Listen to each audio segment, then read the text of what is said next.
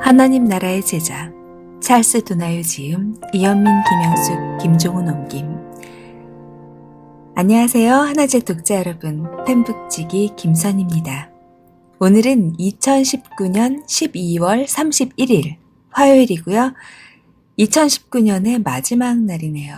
네, 어제 녹음할까 하다가 왠지 마지막 날 새해 인사도 같이 드릴 겸 녹음하고 싶어서요. 오늘로 미뤘어요. 네. 마지막 날. 왠지 좀 마지막이라 그러면 아쉽기도 하고, 좀 다시 돌아보기도 하고 그렇게 되는데요. 오늘 하루 어떻게 보내시고 계신가요? 또 어떻게 보내셨나요? 저도 오늘요, 방학을 맞은 딸과 같이 맛있는 점심을 먹으면서 사무실에서 같이 나와서 저는 일을 하고 딸은 방학 숙제를 하고 알차게 보내고 있습니다. 2019년 12월 한 달 동안 꽤 바빴어요. 템북 사무실에서 이제 새로운 책 단행본 원고도 넘기고 지금은 인쇄소에서 인쇄 및 재본 중에 있고요. 그리고 또 템북 사무실에서는 카드 시리즈를 만들고 있어요. 진짜 카드요. 축하 카드, 감사 카드를 쓸 수 있는 그런 카드들을 제작 중인데요. 이것도 저것도 다 기쁨으로 감당하고 있습니다. 네, 여러분도 다 삶의 영역에서 열심히 일하고 계실 것 같아요. 특별히 12월 마무리하시느라고 많이들 힘드셨을 텐데요. 정말 잘하셨고요. 2020년 한 해도 또 새롭게 기대하면서 기도하면서 같이 맞았으면 좋겠어요. 네. 오늘은 하나제 18번째 시간이죠. 제 6장 언약 신학을 읽을 차례인데요. 읽기 전에 또 오늘 소개해드릴 좋은 책 가져왔어요. 오늘 소개해드릴 책은 보나마나죠. 네, 이번에 나올 단행본 미리 소개해드립니다. 2020년 1월 20일 발행이고요. 아직 안 나왔어요. 지금 만들고 있어요. 네, 어떻게 만들어지고 있냐면요. 따뜻한 크림색 바탕에 반짝반짝 금박으로 이제 디자인을 했고요. 248페이지의 책인데요. 정말 마음에 쏙 들게, 정말 보시면 꼭 갖고 싶으실 책으로 이렇게 만들었어요. 김종훈 교수님께서 지으셨고요. 책의 제목은 교사, 함께할수록 빛나는. 빛나는 뒤에 뭐가 생략됐냐고요? 네, 그건 각자의 상상에 맡기겠습니다. 굉장히 시적으로 지은 제목인데요. 김종훈 교수님께서 직접 지으신 제목이에요. 근데 이제 편집장으로서 제가 이 제목을 뛰어넘는 제목을 아무리 생각하려고 해도 생각이 나지 않더라고요. 그래서 네, 교사 함께할수록 빛나는. 함께할수록 너무 좋죠. 특별히 교사, 우리 선생님들 함께할수록 빛나는 일이 있습니다. 뭘까요? 궁금하시죠? 이 책의 부제는 이렇게 적혀 있어요. 삶을 글로 나누며 성장하는 교사학습 공동체 이야기. 네. 삶을 글로 나누며 성장하는. 너무 좋죠? 삶도 좋고 글도 좋은데 성장이라니. 이 책을 미리 원고 상태로 읽으신 선생님들이 계세요. 그 선생님들의 추천 리뷰를 책 뒷표지에 실었어요. 총 7분의 선생님께서 써주셨는데요. 그 리뷰들 같이 읽으시면서 이 책의 내용을 한번 상상해 보세요. 이 책에 소개된 교사 공동체의 진솔한 이야기들은 수많은 좌절과 외로움으로 멈춰버린 교사의 심장을 다시 뛰게 하는 심폐소생술이 되었다. 교사 김만호. 교실에서 홀로 답답해하던 교사의 삶을 속 시원하게 풀어주는 책이다. 교사들의 내러티브를 통한 이해와 통찰은 읽는 내내 회복과 감동, 공적인 책임감을 갖게 하고 실천을 다짐하는 시간을 갖게 해주었다. 교사 전경자. 이 책의 이야기는 어느새 너무 멀어져 섬과 같은 교육 주체들의 거리를 따뜻하고 단단히 메워 공동체가 되도록 한다. 이 책을 읽고 누구와 교실 속 이야기를 나눌지 계속 생각하는 나를 발견했다. 교사 백승국. 이 시대를 살아가는 교사들의 이야기를 통해 함께 고민하며 성장하는 것 같다. 작은 빛이 모여 큰 빛이 될 수 있음을 기대하며 빛나는 교사의 삶을 회복하고 싶다. 교사 고광철. 이 책은 평범한 교사가 어떻게 성장하는지를 투명하게 보여준다. 아이들에게 더 깊은 샘물을 건네고 싶은 대한민국의 모든 선생님들에게 권한다. 교사 송칠섭.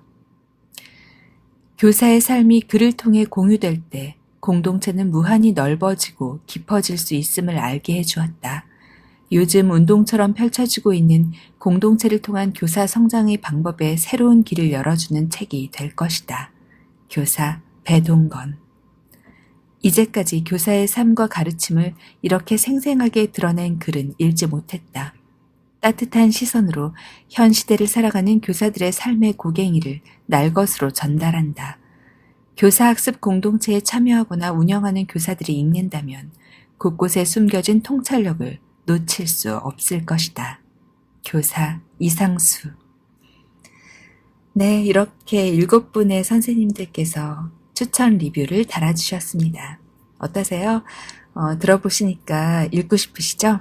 네, 뭐 꼭 선생님이 아니시더라도 그 어떤 분야에 계시더라도 선생님들은 이렇게 글로 삶을 나누면서 공동체로 성장하는구나.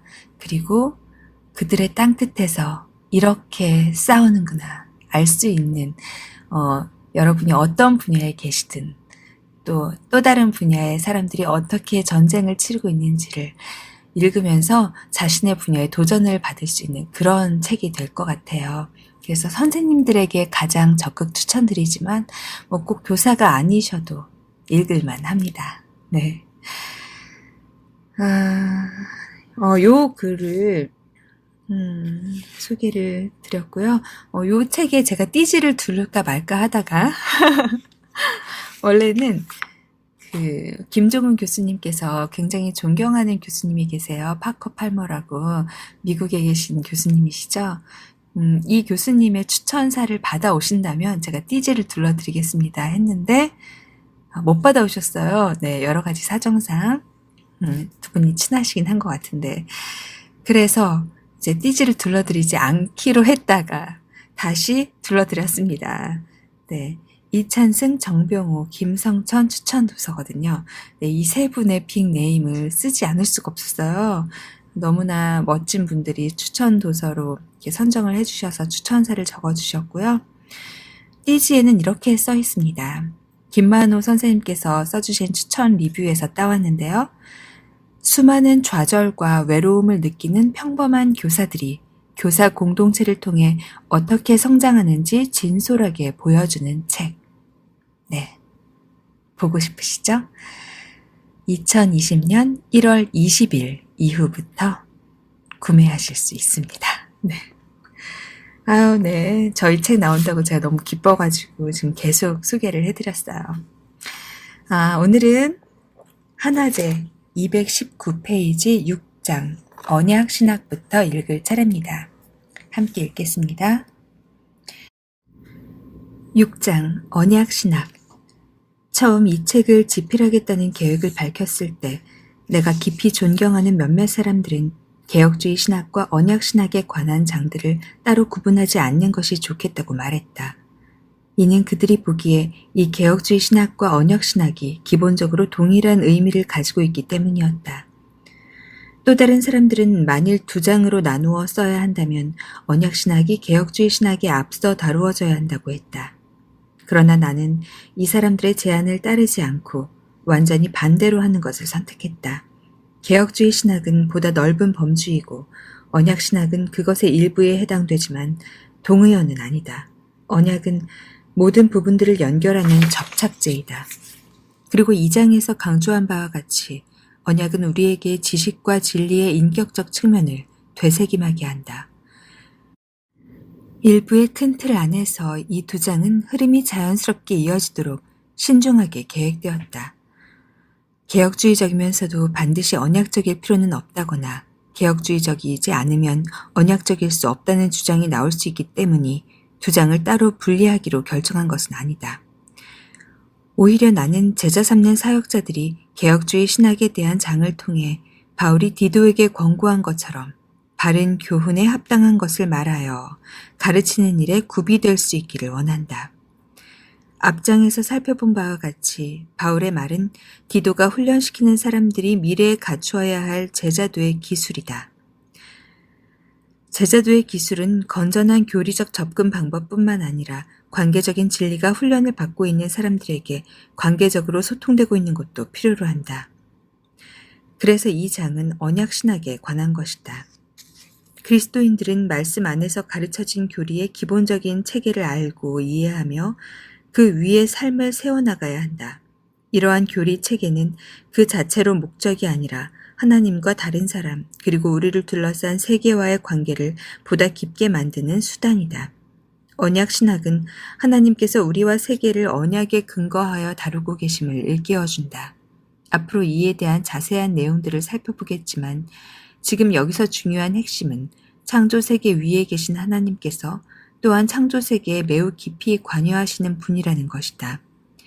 현재의 많은 동양적 사고가 그러한 것처럼 하나님을 피조물의 모든 측면과 동일시하려는 범신론자들이나 하나님이 계시긴 하지만 그가 창조하신 세계에 일상적으로 관여하지 않는다고 믿는 이신론자들과 달리 우리는 하나님께서 인격적인 하나님이라는 것을 믿는다.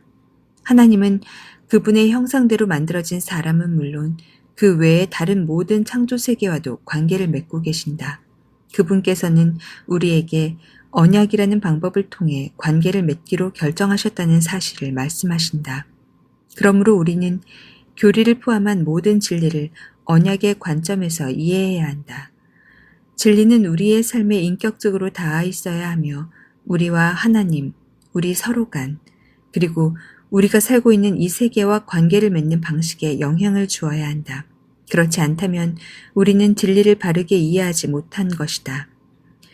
인식론에 관한 2장에서 하나님과 실제에 대한 지식이 하나님께서 객관적으로 드러내신 진리에 기초하고 있지만 그분은 우리가 그분과 그분의 진리를 인격적으로 알도록 작정해 두셨기 때문에 우리는 그분의 진리를 순전히 객관적으로 알 수 없다고 했다.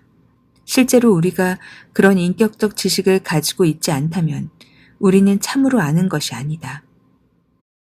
하나님 나라에 대해 다룬 3장에서 우리는 창조세계 안에 있는 모든 것이 그분께 속하였다는 것을 살펴보았다. 그는 통치하시는 왕이다. 하나님께서 통치권을 주장하지 않으시는 삶의 영역은 없다. 하나님께서는 당신이 주도하시고 제정하신 언약의 조건에 기초하여 관계적으로 통치권을 행사하신다. 하나님은 지극히 인격적이고 친밀한 방식으로 그분의 백성들과 관계를 맺으신다. 4장에서는 성경적 세계관에 주목하였다. 하나님을 믿는 믿음은 우리 삶의 모든 영역에서 힘을 발휘해야 한다. 이제 살펴보게 될 내용과 같이 하나님은 언약을 통해 우리와 관계를 맺기로 결정하셨을 뿐만 아니라 언약을 처음 제정하신 분이시다. 그분께서 언약의 틀을 세우셨다. 하나님은 언약과 관련된 조건들을 결정하고 약속의 내용을 제정하셨다. 하나님께서 스스로를 지칭하실 때 가장 많이 사용하는 표현이 주인데 이는 언약과 관련된 칭호이다. 만약 그리스도인들이 언약 개념을 이해한다면 교회사 전반에 걸쳐 일어났던 주제권 논쟁을 다소간 피할 수 있을 것이다. 삶의 어떤 영역도 하나님의 주제권에서 벗어나지 않기 때문에 우리는 그분이 친히 만물의 으뜸이 되려 하신 모든 영역에서 그리스도인답게 생각하고 살아가는 것을 배워야 한다. 언약 개념과 친숙해지면 우리는 삶 전체에서 이 진리가 영향을 미치는 것을 볼 수 있다. 왜냐하면 언약은 우리의 주 하나님뿐만 아니라 다른 사람들 그리고 우리를 둘러싼 세계와의 관계에 영향을 미치기 때문이다. 개혁주의 신앙을 다룬 5장에서는 하나님께서 말씀과 성령을 통해 우리가 알고 행하게 하시려는 것들을 계시하신다는 것에 대해 살펴보았다. 언약이라는 관점에서 신학을 이해하는 것은 우리에게 주제권 논란을 피할 수 있게 해줄 뿐 아니라 율법과 복음 혹은 율법과 은혜가 대립하지 않고 어떻게 서로 잘 들어맞는지를 이해하는 데 도움을 줄 것이다.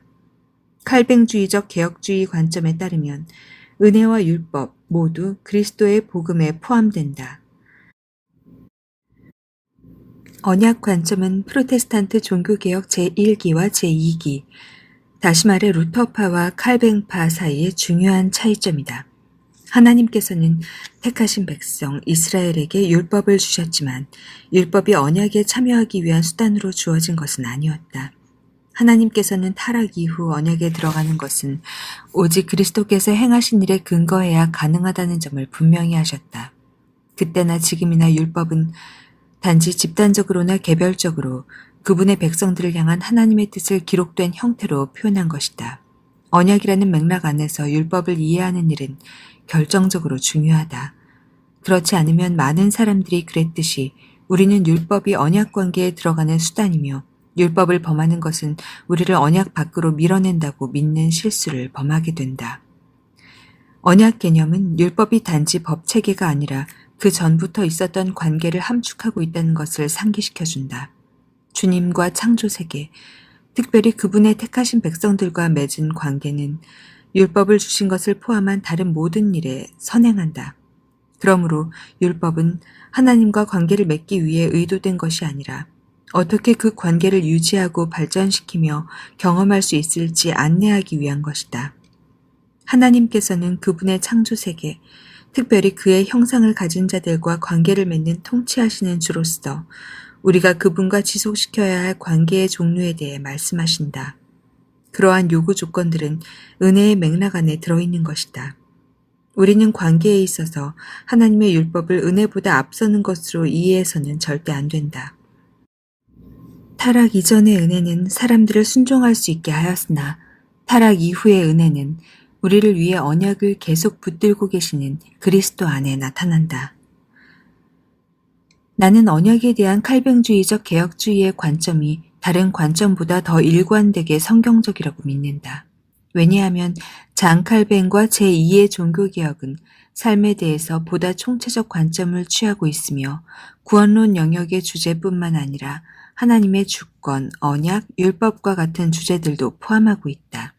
이 책의 초반에 밝힌 바와 같이 오늘날 제자를 삼으려는 우리의 노력을 저해야 하는 약점 중의 하나는 그리스도인의 삶을 총체적인 관점으로 보는 일에 실패한 것이다. 예를 들어 로버트 워스나우는 그의 책 교회의 위기 서문에서 교회가 청지기 의식에 대한 성경적인 개념을 가르치는 데 실패한 이유는 삶의 모든 영역에서 그리스도의 주되심을 가르치는 일에 실패한 것과 직접적인 관련이 있다고 말한다. 우리는 언약의 개념을 요약된 형태로 살펴보고 하나님께서 사람들과 관계를 맺을 때 언약을 어떻게 사용하시는지 살펴볼 것이다. 거기서부터 우리는 어떻게 언약적 관점이 성경시대의 사람들을 인도했는지 살펴볼 것이고 최종적으로 우리가 하나님과 맺는 관계, 하나님께서 우리와 맺는 관계, 우리가 서로 간에 맺는 관계를 이해하기 위해 우리가 언약 신학으로부터 배울 점에 대해서 살펴볼 것이다.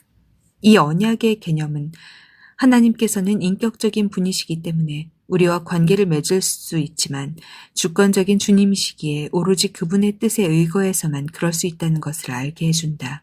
우리는 또한 하나님의 뜻에 의거하여 다른 사람들과 관계를 맺는다. 따라서 언약이라는 개념은 하나님과 사람 사이에 세워진 상세한 법률적 계약이 아니라 양쪽 모두의 사랑의 헌신을 요구하는 생동하는 관계이다. 언약 개념. 은혜의 언약에서 윌리엄 핸드릭스는 은혜의 언약 교리에 대한 관심을 다시 불러일으키는 것이 필요하다. 우리의 소중한 젊은이들은 언약의 자녀가 되는 것이 어떤 의미인지를 반드시 알아야 한다고 말한다. 우리의 어린이들과 청소년들이 언약에 대해 알아야 할 필요가 있다. 그러나 그것은 성인들도 마찬가지다. 제자를 구비시키고 가르치고 훈련시킬 때 하나님께서는 이 언약이라는 주제를 중요한 자리에 두기를 원하시지만 우리가 늘 그렇게 하지는 못한다. 언약의 개념을 그리스도인의 삶에 대한 교육의 과정에 담아내는 일에 실패하는 것은 신자들이 다른 방법으로는 이해할 수 없는 하나님, 그분과의 관계, 다른 사람들과의 관계를 이해하도록 돕는 근본적인 진리를 박탈하는 것이다. 나는 내 아버지가 노년에 그리스도께 헌신한 후에 성경을 공부하고 가르치며 언약 신학에 대해 이해하기 시작했을 때 그가 보였던 흥분과 고백을 기억한다. 나는 그가 주일학교에서 가르치는 것을 그만둔 후에 주님께로 돌아가시기 전에 우리가 함께 나누었던 마지막 대화를 기억한다. 아버지는 죽기 전 하고 싶은 일이 딱 하나 있는데 그것은 그의 주일학교 학생들에게 언약 신학을 가르치는 것이라고 말씀하셨다. 언약 신학은 그의 삶과 증거들을 대단히 풍성하게 했다. 언약에 대해서 이야기할 때 일반적으로 언약은 개인적인 방식으로, 즉 하나님께서 나와 그리고 내가 하나님과 어떤 관계를 맺는지에 초점이 맞춰진다. 개인에게 초점을 맞추는 것은 서구적 사고방식에 어울리지만 언약은 이보다 훨씬 광대한 개념이다.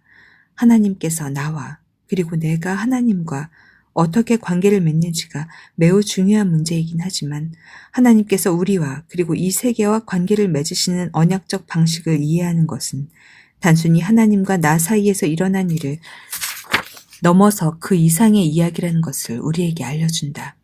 웨스트민스터 신앙고백에는 인간과 맺는 하나님의 언약에 대하여 진술한 탁월한 장이 있지만 그 초점은 하나님과의 개인적인 관계에 맞추어져 있다. 물론 이 문서의 다른 곳에서 공동체의 집단적 측면을 다루고 있지만 언약이 하나님과 우리의 개인적 관계를 가리킬 뿐만 아니라 가족적 측면도 가지고 있다는 생각을 전면에 내세워 강조했더라면 더 좋았을 것이다. 물론 이 신앙 고백은 과거 수백 년 동안 우리 문화 속에서 드러나는 개인에 대한 강조보다 먼저 생겨난 것이다.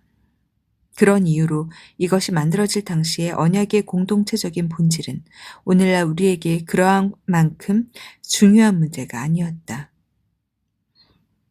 내가 소속한 미국 장로교단을 포함해서 대부분의 장로교회에서 언약의 징표로서 유아 세례가 시행될 때 목사는 아이의 부모에게 몇 가지 질문을 한다. 그러나 마지막 질문은 전체 회중을 향하여 묻는다. 그대들은 한 회중으로서 부모가 이 자녀를 그리스도의 훈계로 양육하는 일에 조력하는 책임을 감당하시겠습니까? 언약 사상은 가족 개념을 포함하는데 이것이 직계가족을 의미하지는 않는다. 세례는 개인에게 베풀어지는 것이지만 오직 믿음의 공동체라는 맥락 안에서만 시행된다. 언약 신학은 구원론 혹은 구원에 대한 연구에만 초점을 맞추지는 않는다. 칼뱅파 종교개혁자들에게 언약은 보다 넓은 체계의 일부이다. 조직 신학의 여러 전통들은 이 넓은 체계를 간과하는 경향이 있다. 물론 헤르만 바빙크, 게르알더스 보스, 메르티스 클라인과 같이 보다 넓은 관점을 견지해온 사람들도 있었다. 게르알더스 보스는 언약 개념이 왜 개혁주의 신학에서 확연히 두드러져 보이는지 그 이유를 다음과 같이 설명한다. 언약의 교리는 성경에서 취해진다. 개혁주의 신학은 가장 깊은 근본적 사상에서 성경을 취하기 때문에 이 중심점으로부터 더욱 성경을 통한 입장을 세워야 하고 그리고 성경 내용의 각 부분을 잘 정리하여야 한다. 언약은 제자 삼는 사역에서 핵심적인 부분이 되어야 한다. 제자 삼는 과정에서 언약이 무시되거나 간과되어서는 안 된다. 네, 오늘은 여기까지 229쪽 아래에서 네 번째 줄까지 읽었습니다. 네, 언약 신학. 네, 알수록 참 좋네요. 자, 다음 시간에는요, 19번째 시간에는 언약 신학을 다 읽을 수 있을 것 같고요. 다음 시간은 2020년 새해가 되겠네요. 네, 또 얼른 찾아뵙도록 하겠습니다. 네, 2020년 새해 복 많이 받으시고요. 오늘 인사는 단행본 제목으로 마치겠습니다. 교사, 함께할수록 빛나는